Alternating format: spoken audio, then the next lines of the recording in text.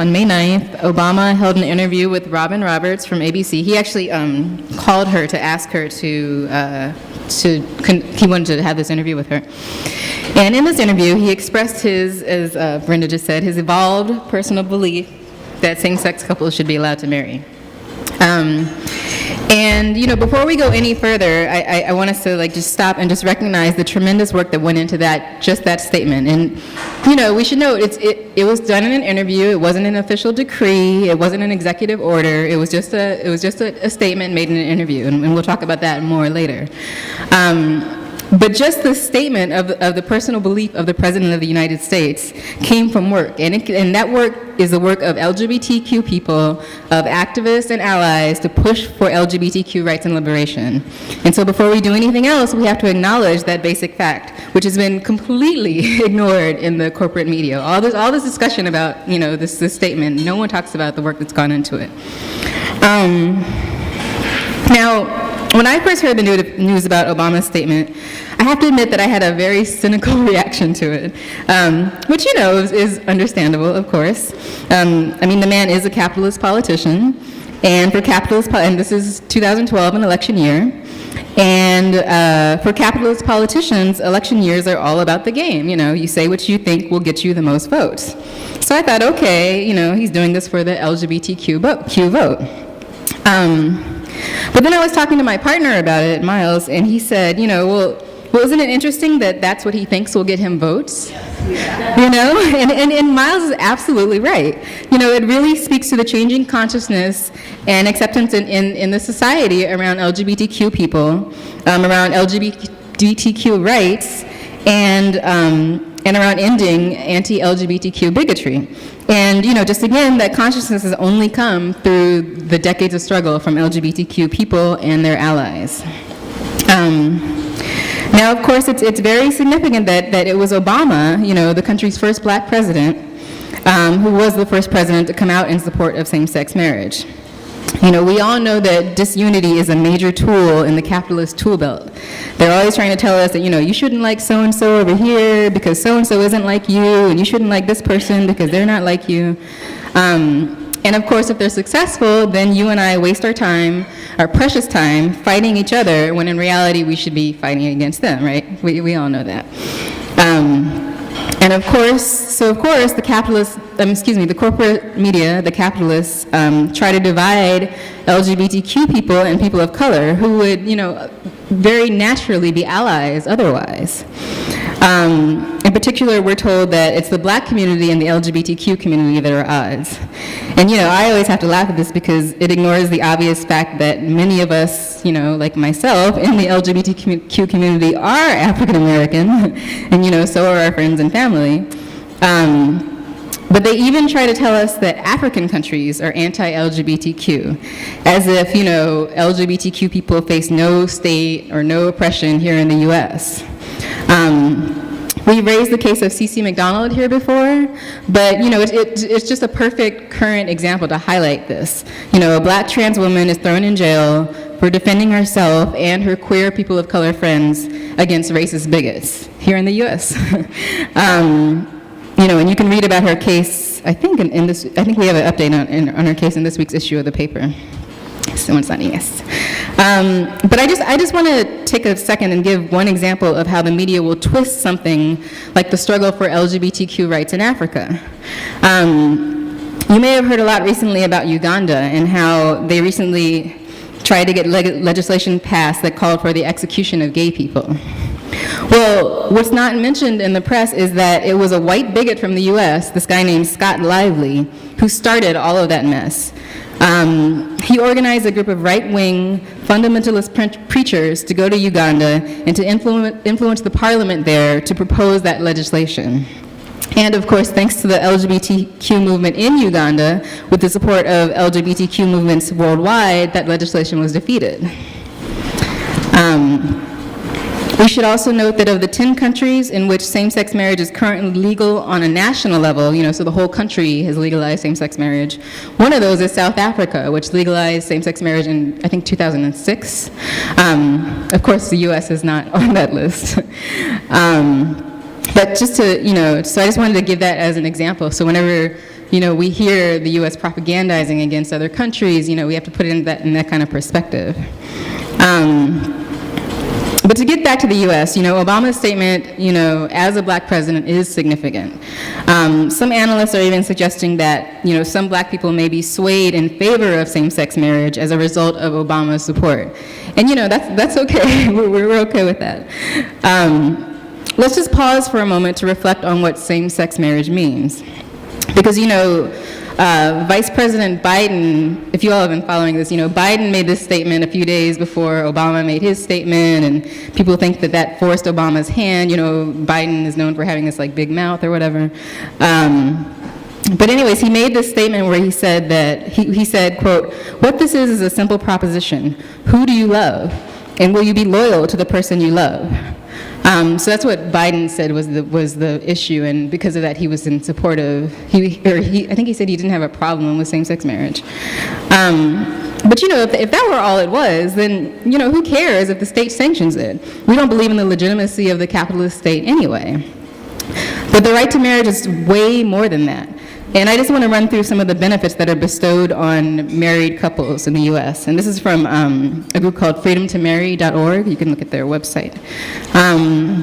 Marriage enables spouses to visit each other in the hospital, to make each other's emergency medical decisions, to share a family health plan, and to take medical leave to care for a sick spouse or child. Governments, banks, credit card companies, and other financial institutions will consider both spouses' incomes, assets, or debts in such matters as taxes, credit, loans, inheritance, divorce settlements, and eligibility for public housing. Also, Medicaid and Social Security benefits. It enables spouses to be joint parents, covering such situations as making school or medical decisions, applying for passports, or being eligible for visitation rights and child support obligations. It enables a survivor to make funeral arrangements, inscribe an epitaph, thank you, that thing, inherit a lease, file wrongful death claims, take bereavement leave, and pass on property. So this is no small thing for LGBTQ people who've been denied this all this time. And we should also note that even in states where same-sex marriage has been legalized, like here in New York City, or I guess in New York State, federal benefits of marriage are still denied to married same-sex couples. And, we have a couple of comrades here who, I won't out them, but, they've recently experienced this situation with regards to filing taxes where you get the benefits from the state, but then you have to file a whole other separate federal taxes, and those benefits are just taken away. So it's still, detrimental.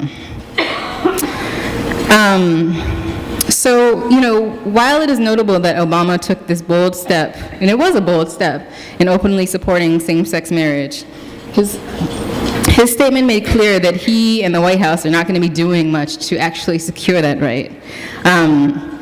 It's interesting to look at the actual interview that he gave with this woman, Robin Roberts, because he made this very calm statement where he said, it was his personal belief that same-sex couples should be allowed to marry. But then without even, literally, he didn't take a breath before he threw in there, and very quickly he said, "And I continue to believe that this is an issue that is going to be worked out at the local level, because historically, this has not been a federal issue."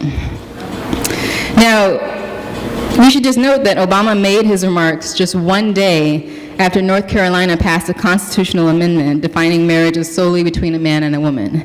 And that makes North Carolina the 30th state to ban same-sex marriage. One reporter I saw pointed out that it's an inherent contradiction to call something a right, which apparently Obama actually did say a few days later. He called same-sex marriage an example of expanding rights in the country. But you can't call something a right and then say, well, the states can do what they want about that right. They can decide who has and doesn't have that right. It took a Supreme Court ruling, a national ruling of the U.S. Supreme Court, to overturn the laws against marriage between whites and people of color in 1967. In Loving versus Virginia, the Supreme Court ruled that Virginia's anti-miscegenation laws were unconstitutional, and that laid the basis for the nullification of all race-based marriage legislation in the U.S. No other state was allowed to have laws on the books against miscegenation.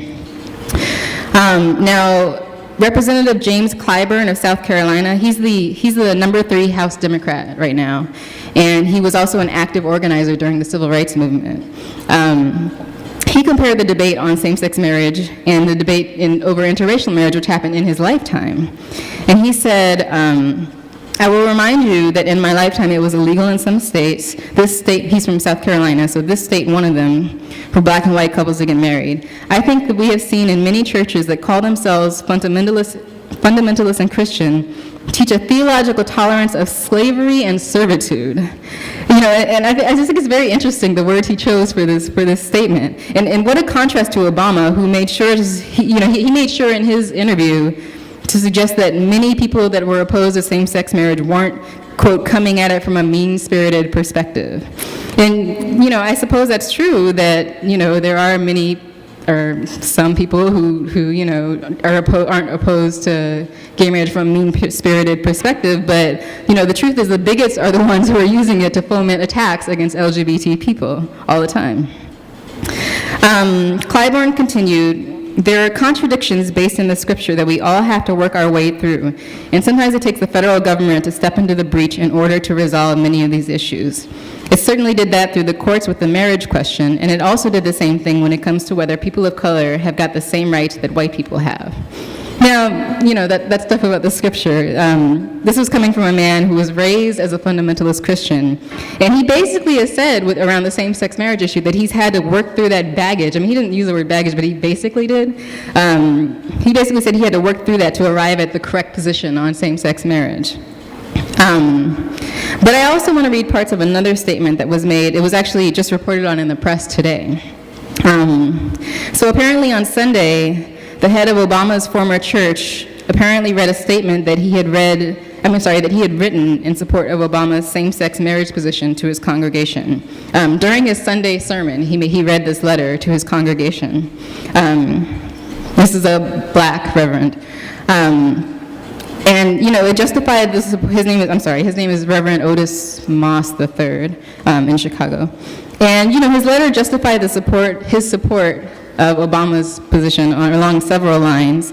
One, he said that the question should be posed, you know, should all Americans have the same civil rights? There is a difference between rights, spelled R-I-G-H-T-S, and rights, spelled R-I-T-E-S. So, you know, the religious versus the rights. But then he stated, the institution of marriage is not under attack as a result of the president's words. Marriage was under attack years ago by men who viewed women as property and children as trophies of sexual prowess. Okay, now, you know, we might say that in fact that's what the current patriarchal system of marriage was set up to do, was set up to, you know, view women as property and to enslave, you know, children. But I still think it's interesting that he put it into that context, right? Oh shoot, wrong page. Okay. Even more interesting, he said in this statement, marriage is under attack by low wages, high incarceration, unfair tax policy, unemployment, and lack of education. Gay and lesbian citizens, gay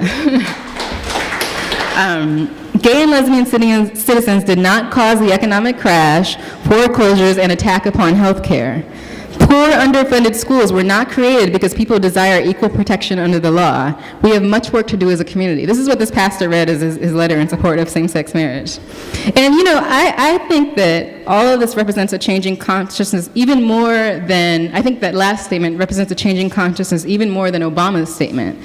I think that last quote is indicative well, at least I hope it is, of another shift in consciousness of more than just LGBTQ rights. You know, it's a consciousness of who the proper enemy is and what the proper issues are.